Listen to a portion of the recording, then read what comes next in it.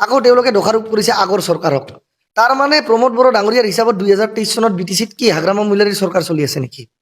তেওঁ BTCৰ চিফ হিচাপে কাক মানে? নিজক মানে না হাগ্ৰামা মহিলাৰীক মানে?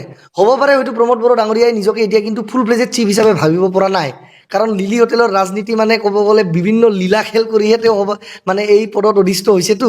তো তেওঁ হয়তো যেতিয়া নিজৰ গাড়ীত যায় বা চিফৰ অফিচত বহে তেওঁ ভাবি লয় মোৰ চিফটো আজি থাকিবনে নাই, কালি থাকিবনে নাই। সেইকাৰণে এইটো প্ৰমোদ বড়ো ডাঙৰীয়াই কৈছে যে BTCত আজি যিমানবোৰ উচ্ছেদ অভিযান চলিবলৈ গৈ আছে বা যিমানবোৰ উচ্ছেদক লৈ এভিকশ্যন নটিচ দিয়া হৈছে তাৰ বাবে হাগ্ৰামা মহিলাৰী দায়ী। আৰে BTCত চৰকাৰ তোমাৰে চলি আছে বাবা, তুমি আজিৰ দিনতো চিফ হৈ আছাতো, ভয় নাখাবা, তোমাৰ শ্বেয়াৰ ইমান সোনকালে নাযায়। 2025লৈকে থাকিবাতো, 2025ত মানুহে চাই ল'ব তুমি কেনেকুৱা কাম কৰিছা। ভাল কৰিলে আকৌ আহিবা, বেয়া কৰিলে কেতিয়াও আৰু ঘূৰি নাহা। সেইখিনিয়ে মই ক'ব বিচাৰিছোঁ। আৰু নিজৰ দোষখিনি বেলেগক জাপি দিব নালাগে, কাৰণ আজিৰ দিনত কিবা যদি এটা দোষ হৈছে তাৰ কাৰণে আপুনি সেই তৰুণ গগৈ মুখ্যমন্ত্ৰী আছিল তাক দোষাৰোপ কৰা, আজিৰ দিনত কিবা এটা হৈছে হিতেশ্বৰ শইকীয়াক দোষাৰোপ কৰা, আজিৰ দিনত কিবা এটা হৈছে হাগ্ৰামাক দোষাৰোপ কৰা, এইবিলাক নীতিবিলাক বন্ধ কৰক। আজিৰ দিনত আপুনি ৰাজগুৰিত আছে, মানুহে আপোনাক প্ৰশ্ন কৰিব। যেতিয়া আপোনালোকে মানে সৰজমিন তদন্ত কৰিছে, ইনভেষ্টিগেটিভ জাৰ্নেলিজিম কৰিছে, তেতিয়া আপোনালোকে হয়তো দেখিছে যে নিৰ্দিষ্টভাৱে সংখ্যালঘু লোকক টাৰ্গেট কৰি এভিকশ্যন নটিচবিলাক দিয়া হৈছে। কিন্তু মই সেই ধৰণে বস্তুটোক দেখিব বিচৰা নাই, মই এটা বেলেগ ষ্টাইলত এই বস্তুখিনিক দেখিব বিচাৰিছোঁ। কাৰণ আপোনালোকে হয়তো সংখ্যালঘুসকলক বেছি কৰি টাৰ্গেট কৰি নটিচটো দিয়া হোৱা বুলি দেখিছে, কিন্তু মই এইটো দেখিবলৈ সক্ষম হৈছোঁ যে কলিতা উপাধিধাৰী লোকক, আনকি বেলেগ অজনজাতীয় লোকক যিসকল মুছলমান ধৰ্মাৱলম্বী লোক নহয় স্পেচিফিকেলি ক'ব গ'লে, তেওঁলোককো কিন্তু এভিকশ্যন নটিচবিলাক দিয়া হৈছে। হয়তো BTC চৰকাৰৰ এইটো প্ৰকাৰেৰে মানে চাল চলনা হ'ব পাৰে যে এতিয়া আমি এটা জনগোষ্ঠীৰ লোকক আমি টাৰ্গেট কৰোঁ, কালি আমি আন এটা জনগোষ্ঠীৰ লোকক টাৰ্গেট কৰিম, আৰু লাষ্টত এটা জনগোষ্ঠীক টাৰ্গেট কৰিম, আৰু অৱশেষত তেওঁলোকে বাহানা দিব যে তেওঁলোক আনপ্ৰটেক্টেড নন ট্ৰাইবেল আছিল, অৰ্থাৎ অসংৰক্ষিত অজনজাতীয় লোকসকল আছিল।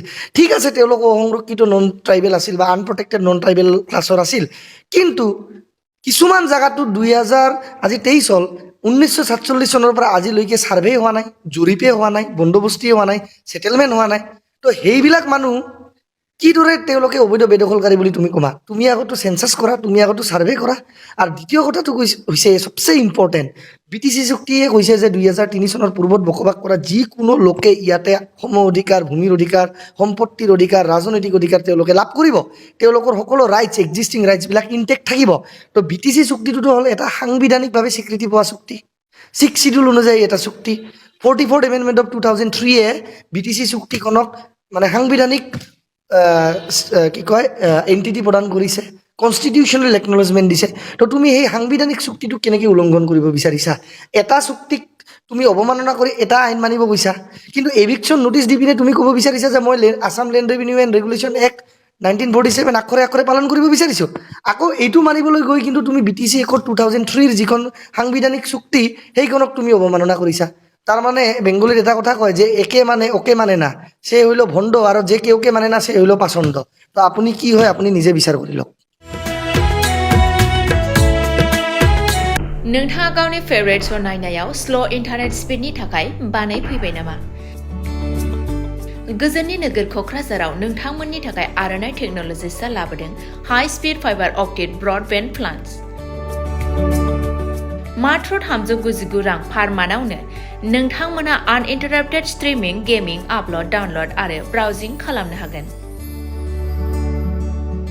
आबुङै मिथिनो थाखाय गाहायाव होनाय वेबसाइटआव नायनो हागोन आरो नैबे जामबुं नम्बराव जगाजग खालामनो हागोन। जामबुं नङा जाबाय 8812989283 नङाब्ला 8099554827।